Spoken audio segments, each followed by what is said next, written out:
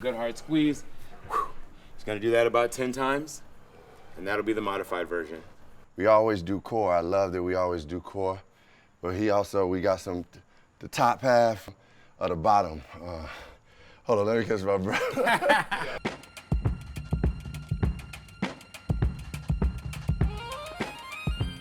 Peace, what up, y'all? This is Common, and we here on Com+Well. And the name of this episode is Work It Out. You know, I was playing ball, so I had to do my workouts and training around that. But it was never anything I was really wanting to do, and I never was really interested in it. During my music career, I definitely was like not working out. It was a film role I got. The director, Joao, was like, I need you to be fit. I need you to be, have some bulk.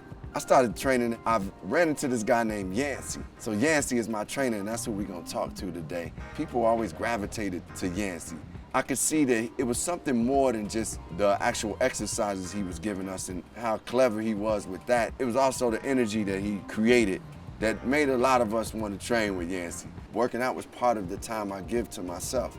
I felt like I was giving something to myself each and every day. And we're gonna get into it right here on Com+Well. Let's go.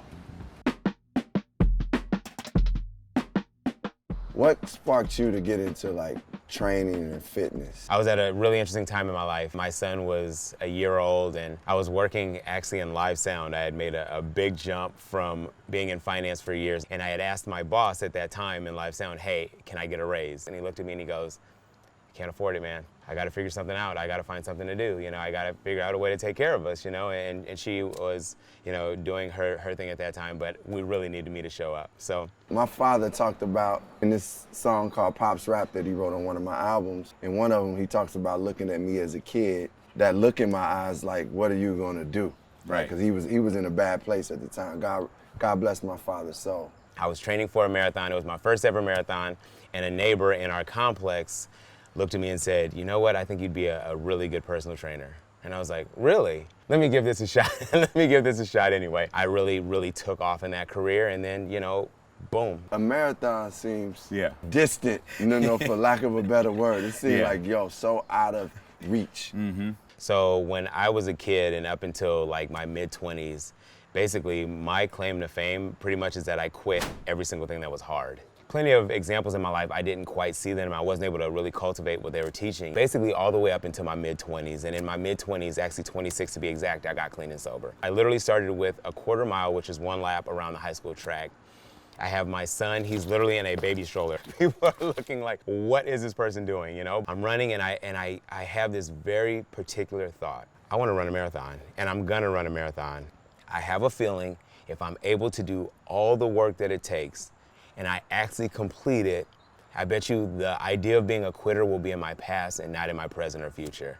And I've run 11 marathons to this day, and to this day I have not quit anything. But what was it about training actually and fitness that you felt you really connected with and it was yours? It kind of was the opposite of finance. So when I was in finance, it was a great opportunity. You could connect with people who were very successful or very wealthy. You could work with them and you could help them, but you wouldn't bond with them.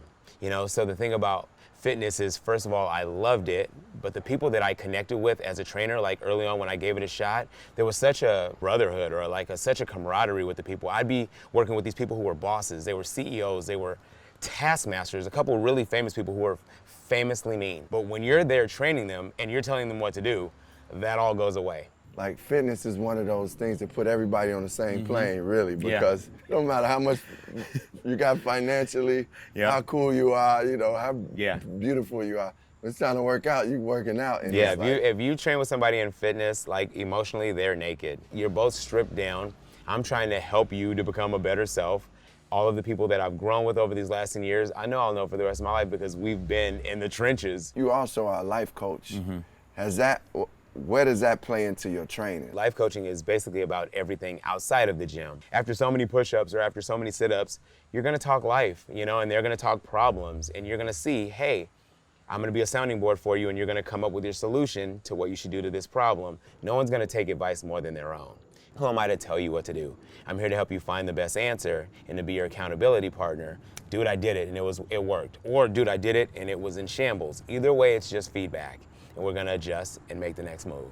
It's times where Like I might come in after drinking a lot of wine, sluggish, and you give me just enough that I'm not, it's not a lazy workout, but you like, I'm on it, and we pushing it. You one of the first people I see in my day, and that's why you gotta have someone that's like willing to grow, humble, but also a leader. If you wanna see your body change, like what percentage would you say is diet? Most trainers are looking for clients and they need them desperately, so that they will tell anybody in the world that I will give you the workout that makes you lose weight. I have tons of clients. So I can tell you straight up, diet is 75% of body change. One person's coming to mind very particularly, who was really pissed off this night. It was an evening, it was like a 9 o'clock session. He's like, you know what, man, I'm heavier than I was when we started. I was like, you know what, man, I've been telling you to eat better for 3 effing years. What are you gonna do? And you know that person changed his diet, and we have a before and after picture that's beautiful. So I want us to know that we have the power to heal ourselves. What would you give to somebody who wanted to take their first step into wellness? Okay, the first step for somebody who does not do anything is this. Start walking. Your heart will beat faster. Your heart will start to send blood to all of your extremities in a faster way than it was. And the other thing is start drinking water and lots of it. And the water will get your metabolism cranking. And that momentum is all you need. If you create a little bit of motion, it's so much easier to go further in a week or in 2 weeks or 3 weeks than you are now. Just start the ball rolling, that's it. And then from there you can go. People always ask me, man, where you getting your energy from on stage? And honestly, when I started working out, I had way more energy, along with diet, that has allowed me to go out and keep that energy thriving, and it does increase at times, you know? Absolutely. And it's worth it. Cardio burns a ton of calories, way more than lifting weights does. It works for your heart. It definitely de-stresses you. That's why I'm a big fan of cardio. But different things take care of different parts of your body. I've been clean and sober for 21 years. One of the sayings of Alcoholics Anonymous is progress, not perfection. If you're like, I have to be this perfect thing, a lot of times people won't move at all, they'll just stay in their life. So I take that and I've taken it into my coaching, I've taken it into my personal training, and I've really taken it into diet, because when people try to have perfect diets, what usually tends to happen is they don't reach that perfect ideal and then they just go absolutely ham and go crazy. So what I tell them to do is don't try to be perfect. For most people, make a progress step. Okay, we're looking at what you ate last week. Okay, cool. Cookies, no, this week. Cookies, we're gonna go to fruit. Take a look at it. If you're conscious, you're gonna find clear and easy ways to make progress, and progress is the way to win. In diet, you can heal certain disease. Absolutely. Where does that come into actually staying well and staying healthy? A year ago, I was training for the New York Marathon, and I was having all this cramping in my body that had kind of been sneaking up on me for like a year. I went to my doctor and I was like, what's up with all this cramping? He's like, well, here's what you have going on. You don't have lupus. What we can do is we can send you to this rheumatologist, and they're probably gonna prescribe some specific drugs to get rid of this. Or you can try it through your diet, or you could give me whatever the third answer was. I don't even remember what it was. I was like, say no more. I eat pretty good most of the time anyway, and this marathon might suck, but I'm getting rid of meat completely that day, and I did it. Within 6 days of being vegan, my memory was clearer.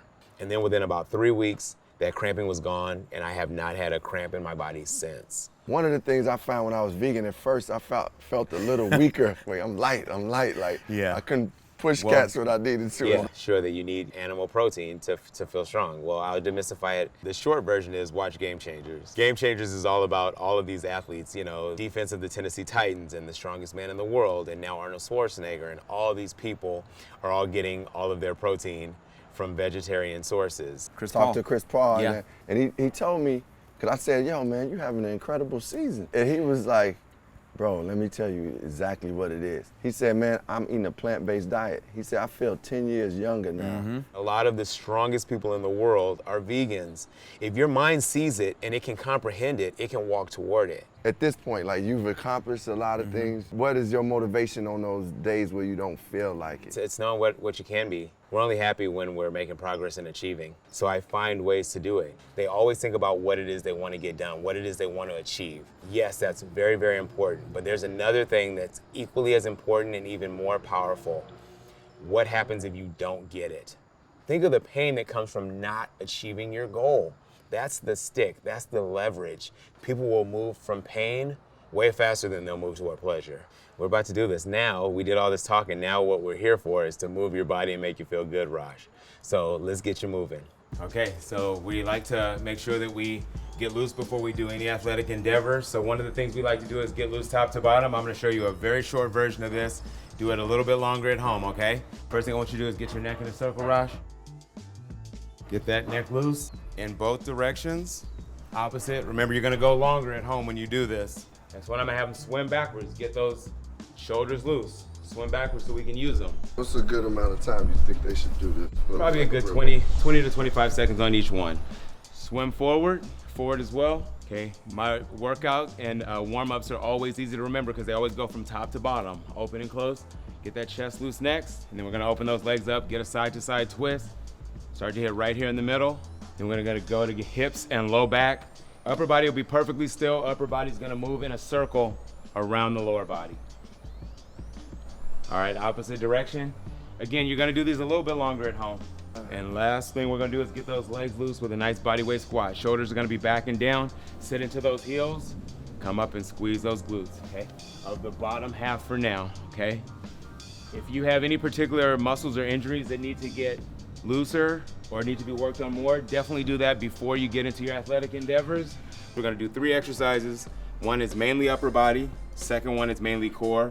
Third one is mainly lower body. Okay, the first one we're gonna do is a Spider-Man push-up.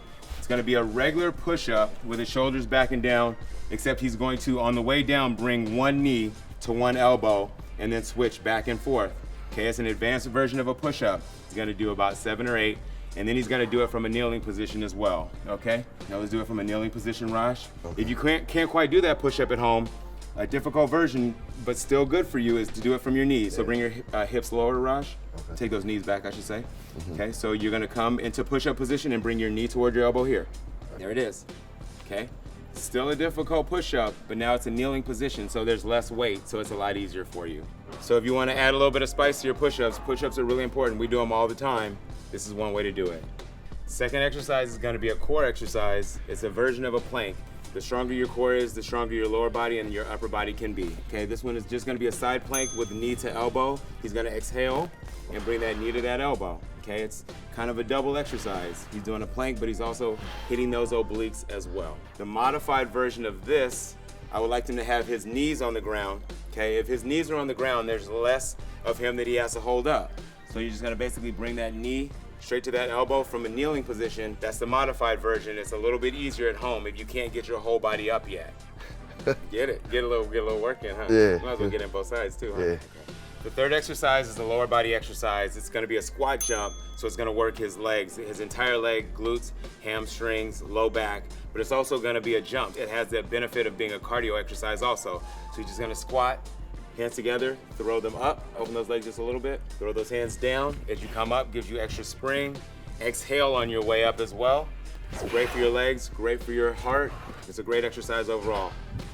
And the modified version of this, if you're not quite ready to jump at home, he's just gonna body weight squat, come up and give a hard squeeze right on those glutes. That way it'll work his entire posterior chain, okay? Squatting, coming up, squeezing those glutes hard at the top. If you're not quite ready to jump yet, you wanna build up to that, and you do it right here, okay? Come on up, give a good hard squeeze. He's gonna do that about 10 times, and that'll be the modified version. We always do core. I love that we always do core. But we got the top half of the bottom. Hold on, let me catch my breath. So after the workout, you know you'll be hungry, because I always get hungry. I make sure I worked out, I'm gonna get some chips. Nah, you can't do that, nah. No chips. You gotta get some protein. Yancy was talking about protein. So I make sure I get me a large bar protein. I'm good. Little protein get me going. I feel like I got good energy. He definitely worked me out. We go hard for real. This brother has come from situations that was tough, but his life and things that he's experienced in life has helped build him to become the trainer he is. Working out is not only a physical thing. That's one of the greatest gifts that God has given us, for us to have a gift and to be able to share that with others and enhance others' lives. Yancy has been doing that for me and for so many people now. All of us are a work in progress. And yo, each and every one of you out there, all it takes is one step. Some jumping jacks, simple things, sit-ups, crunches, and then progress. So I thank y'all for rocking with us right here. Let's keep it moving. Let's keep working, y'all. Love. I just want to give a special thanks to Lar Bar for your donation to Girl Trek, which is a non-for-profit based in Washington, D.C., and is focused on African-American women and girls, using walking as a first step to healthy living and a better life. Thank you guys, we appreciate you.